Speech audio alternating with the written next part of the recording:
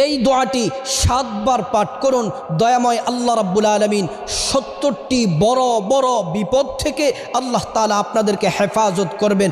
বিখ্যাত তাবিঈ হযরতে মাকহুল রাহমাতুল্লাহি আলাইহি তিনি বলেন, এই বাক্যগুলা যে ব্যক্তি 7 বার পাঠ করবে, প্রত্যেক দিন 7 বার পাঠ করবে, আল্লাহ তাআলা তার 70টি বড় বড় বিপদ দূর করে দিবেন। এর মধ্য থেকে সবচেয়ে ছোট যেই বিপদ, সবচেয়ে হালকা যেই বিপদ, সেটা হচ্ছে তার পরিবার থেকে অভাব দূর করে দিবেন, অনটন দূর করে দিবেন, টেনশন দূর করে দিবেন, পেরেশানি দূর করে দিবেন, দুশ্চিন্তা দূর করে দিবেন। সংসারে আল্লাহ তাআলা সকল বিপদ থেকে আল্লাহ তাআলা মুক্তি দিবেন যদি আপনি দোয়াটি পড়তে পারেন।